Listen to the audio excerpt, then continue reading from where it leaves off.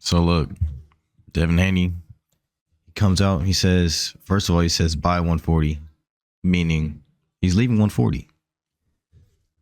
And you know what? Let me say something.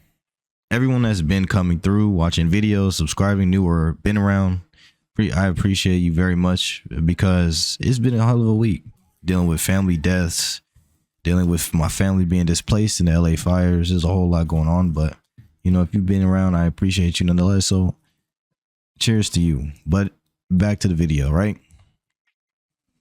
Devin Haney, he said that he's leaving 140. He hinted at this in the interview where he said he's probably going to fight at a catch weight at around 143, 144. Now, the word of the street has been Jose Ramirez is that guy, right? He's going to be fighting Jose Ramirez. But also, everybody is saying the Ryan Garcia match is signed and confirmed and all that. We don't know that to be true. We know that Ryan Garcia has signed for a fight because he was out there doing a deal with Turki El-Sheikh. He posts a picture of himself signing a deal, and Turki El-Sheikh is saying it's done. You know what I mean? But aside from that, we don't know who he's fighting next. They're going to be announcing the next fight for Devin Haney soon. They're going to be announcing the next fight for Ryan Garcia soon because his suspension is almost up. But I have been hearing everybody's been saying that the rematch is going to happen in May, or not in May, in October. The rematch is signed for. The rematch is this. And after Jose Ramirez, if Devin Haney even fights Jose Ramirez, after Jose Ramirez, then Ryan Garcia is the next fight. That's what everybody's saying. Now, what I learned in the sport is a fight is not made until these two fighters are in the ring, first of all, because we've almost lost a few big fights within the last couple of years. The Ryan Garcia Devin Haney fight was almost off when he came in overweight. The Tank and the Tank honestly went on a weird generational crash out. I don't understand what's going through his brain, but he almost sold the Roach fight. You know, there's just a few things that honestly just left everybody scratching their heads when it comes to these fights. People are just on the internet saying literally anything right now, and honestly, it's annoying to watch. So I had to get up and make a video this morning, even though in reality, bro, I really did not want to. So I don't know if as far as it goes with the rematch, fighting him at 147, if he fights him at 147, or if Devin Haney fights Ryan Garcia at 147, I think I see the move. I think I understand, and I think that it makes sense as long as, right, you have him in VADA testing. Now, here's the thing. I understand Devin Haney not wanting to. It's a good business move to guarantee that he gets top dollar for his move up. It's a good move for him to kind of have a barometer for where he, or how he's feeling, how he's doing with this catchweight fight, moving up in weight. And I'm glad that he emphasized that he's never going back down because, as you all know, when it comes to Roy Jones, matter of fact, his birthday just passed.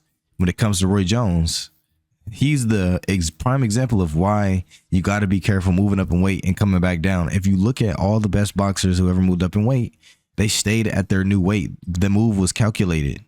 They either kept going up or they stayed there. Bud Crawford, Floyd Mayweather, Manny Pacquiao, these guys all moved up in weight and they stayed there. And it's because when you cut weight, especially if you move up a whole weight class and then you try to drop back down, maybe for another fight or whatever, once you move up, especially as you get older and your body gets more mature and you fill out, it is even more difficult. You're really hurting yourself to cut down, you know, maybe those last 3 pounds, those last 2 pounds, last maybe 1 pound, whatever. You're hurting yourself because not only is your fighting weight going down, but you were just at a higher walking around weight to what you cut down in your last fight to the weight class that you were cutting to, just to drop, and then you have to cut it down even further. It's very dangerous, and you see sometimes fighters are never the same when they make that jump, that huge weight cut. So I think that it makes sense. I think that him wanting to come in, you know, pretty much as strong as he can, bigger than last time, to make sure that not only is the playing field even with the testing, but that he probably will feel at his best with not having to cut as much weight, because Devin Haney, his frame is built for, 147, 140, 140, well, really 147, because he was draining himself at 135. Didn't have to drain himself as much at 140, but if you've seen in the weigh-ins, he definitely did have to do some cutting. This next fight, should he fight at 147 against Ryan Garcia, I think that he will be in a lot better shape as far as just not having to cut as much weight, being able to eat a little bit more, being able to drink more water, just all of the things that go into weight management when you have a fight coming up. Now, I didn't really want to talk too much about Tank's generational crash out, because we kind of grow to expect. I've seen Tank fans, they're tired. Truthfully, they're tired. He does these things all the time, right? But here's what I wanted to say. I didn't really speak on it too much in the Ring Magazine video, because I didn't really think about it more than I think I should have at the time. But here's what I want to say. My thing is this, right? You've seen Tank go at all the brothers, all the black folks, because he wants to be the media darling and he wants to be favored in the media. And I think that he has an understanding, maybe a misinterpretation, but an understanding of the fact that, boxing is about race, nationality, and pride in that order. So letting a Ryan Garcia, being buddy with a Ryan Garcia after Ryan Garcia says F all Muslims, F all N-words, right?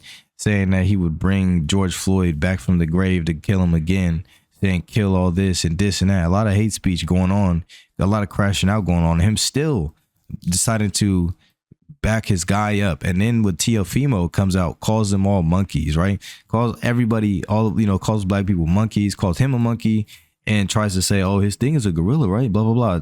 That cap-ass explanation that nobody was trying to hear. For you to still back him and then go ahead and diss Bud Crawford, diss Shakur Stevenson, diss Devin Haney, diss all the black fighters that are reality. Not only should you be fighting, but at the same time, you know that when y'all are in a sport, it's y'all versus the world. You're not Canelo, bro. So for him to turn his, really, it's a slap in the face. It is. I am not necessarily surprised. It is disappointing to see, but then again, I'm not surprised. Just a little disappointed. And I'm not surprised at the backlash at him deleting his tweets, and even maybe people criticizing him for his stances recently, where he's been shitting on other black people for a long time and allowing people to shit on him as a black person and trying to be cool with them too. Truth be told, that's what you call Uncle Tom behavior. How are you you converted to Muslim? So you had a stronger feeling than most people who have been Muslim their whole life, because you converted to Muslim at a late age. You changed your name to Abdul Wahid, right? You convert to Islam, and for somebody to say F this and F that off the, and then you're telling me after your fight, or not even after your fight, but you're still buddy with him because you hate this other black man so much. And I'll quote Champside in saying this: I think people enjoy shitting on black people more than they enjoy covering the sport of boxing, more than they enjoy boxing, and more than they enjoy their favorite fighter. That's the reason why a lot of people who say they're a fan of this and they're a fan of this fighter, they're a fan of that fighter, every time a new great white hope moves up in the sport and they just start pushing them on ESPN and DAZN, it's always people, who also thoroughly dislike all black fighters, who have a history of racial comments, race fans, if you will, right? Most of the time, it's the Mexican American fans, and not even the white fans, truthfully, or the Mexican fans from Mexico, but the Mexican American fans who go out of their way to spew a lot of this racist nonsense when it comes to the fight game, when it comes to boxing. Because if you notice, a lot of these fighters, not necessarily, and I'm not talking about anybody specific, but a lot of these fighters, when they get on ESPN Deportes, when they get on top ranks, Deport Boxio or whatever, right? Their Spanish counterparts of what we know and love when it comes to the broadcasting of boxing, they get on there and they tell the real truth.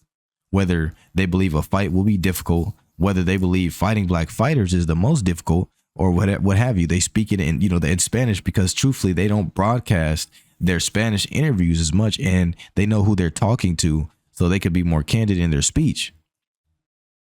Now, on the opposite side of things, you'll have fighters who a lot of these fans use as a vehicle to push their racist narratives and agendas, even if the fighter themselves is not racist. Like Inoue, I don't think Inoue is racist. I don't think he's racist, but he will forever be their filler on the top of the pound for pound list. Although he's good, he's very nice. I think he's very nice, but at the same time, I also believe that there's much to be desired before you just come around and say, "Hey, this is the next big guy. He's number one pound for pound." Because remember when Bud Crawford became undisputed and Andre Ward was still boxing, they had Vasily Lomachenko above Bud Crawford, and they erased a loss on ESPN. Andre Ward and Bud Crawford both looked at each other when the pound for pound list came out and was just like, huh? Y'all, he just started. He got 11 fights. Y'all gave him a title shot in his second fight. You know what I mean? Y'all are pushing these guys and they are not accomplished yet in the sport. But it's all about the narrative and what they're trying to push as the face of boxing. And because, back to Tank, him understanding this and knowing this, he tries to have it be in his favor to some degree by jumping the gun on the narrative and not understanding, hey, bro, you're on the butt of the joke too, bro. Like, you don't automatically get to be, you're not, you're Gervonta Tank Davis. You know what I mean? You're not Gerald Tank Davis. You're not Gerald Davis. You're Gervonta Tank Davis. So that means they look at you the same way. And Canelo, when Canelo is, dissing Gervonta Davis, saying, oh, you know what I mean? Not acknowledging the fact that he says, oh, Canelo's my favorite fighter, blah, blah, blah. It's kind of just like, man, look, the juice is not worth the squeeze. Just cut out the tomfoolery and the tap dancing, because it's really not serving you any purpose. Truth be told, if I'm being honest, it just makes you look bad. Not only does it make you look bad, but it makes you look bad to the people who show up to your fights and who buy your fights, the black community. So with that being said, I think that the personal comments that Gervonta made about Bud's family warranted the comeback that Terrence Crawford laid into him about how, hey, you trying to talk about how I'm taking care of my family, but you did this to your girl, bro. You beat your girl. Not only that, to be 100. How are you supposed to be from that? Yeah, like you say, right? You just because you're from Baltimore, but you were boxing your whole life. You're like one of them hooper dudes that just decided all of a sudden I'm finna start hanging out with the thugs, right? And it claiming the set because I got people around me that allow me to claim the set. But how you gonna claim the set and speak down on where Devin Haney is from? Speak down on, and mind you, these folks are from somewhere. East Oakland is not, is janky, but they didn't let that become their identity. That's the difference. So how you going to speak down on that? And you got your man out here calling you gay, who's your right-hand man. You went to jail. You got out. You shed tears because you wanted to be in a mansion instead of staying with Calvin Ford. When did you have time to be a gangster? When did you have time to start claiming the set, bro? When did you have, who put you on? Not even that he's gangbanging, but when did you get, you're moving like Adrian Broner, and that was his little twin. So again, don't let these guys fool you. You know what I mean? Don't let these guys fool you. Just because you get a little bit of money and you got some people on a payroll does not make you a gangster. The real gangsters, men that are really getting money by any means possible, use it to take care of their family, invest, make sure they got lawyer money, make sure that they don't, Bud Crawford said he doesn't owe anybody any taxes, that, he's moving correctly. Devin Haney took a year off from the sport and it looked like he got richer. When he popped out correctly. He popped out in in a Rolls Royce. I think he popped out in a Cullinan actually. It was either in the Cullinan or he popped out in the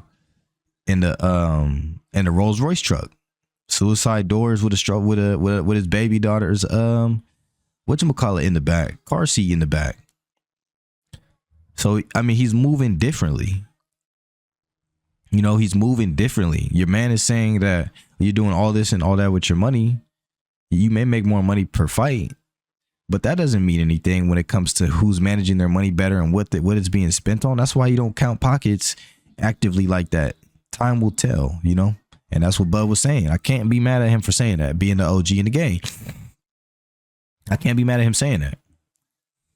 So, you know, with all the people on the internet who were saying all of this disrespectful stuff about people who are moving honestly in the game because y'all wanted likes and clicks, your time will come. Trust. Your time will come. All of it is documented. I've seen Showbiz walk his stupid takes back. Taco Hat Man walk his dumb take back. I don't have any criticism for Devin Haney anymore because shut up, bro. We don't give a fuck. Because the whole period of time, him and people like him, we're talking about left hook. We're talking about all of these things, right? Mind you, Devin Haney was winning the fight, most of the fight. We're talking about all of this stuff, talking a lot of trash. Meanwhile, your boy just popped positive and nobody cared at the time.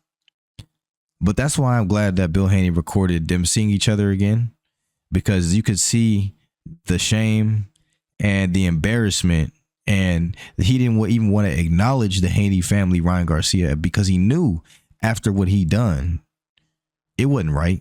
Cheating them people wasn't even worth it. It wasn't worth it. You know what I mean? And honestly, I think Devin Haney wins the rematch as long as it's on a even playing field because of how that last fight looked. If you know what I mean? Because of how that last fight looked, he was dominating the fight. He started getting caught, and when he got caught, he went down. And he went down repeatedly. But when you're juicing, yeah, it looks like that. And people say, "Oh, the juice doesn't give you more power." But listen, people that say things like that, for one, have never been punched in the face in their life. Two, aren't scientists or lab technicians or any of these things that somebody like that would know. So, you know, who cares what they say? But I think that the rematch is a good move. I think that going up in weight is a good move. And I'm excited to see what the future holds for the sport. And I'm also curious about how the landscape of boxing media is going to look. I'm also curious about that. So, you know, with that being said, I will catch y'all on the flip. I'm gone.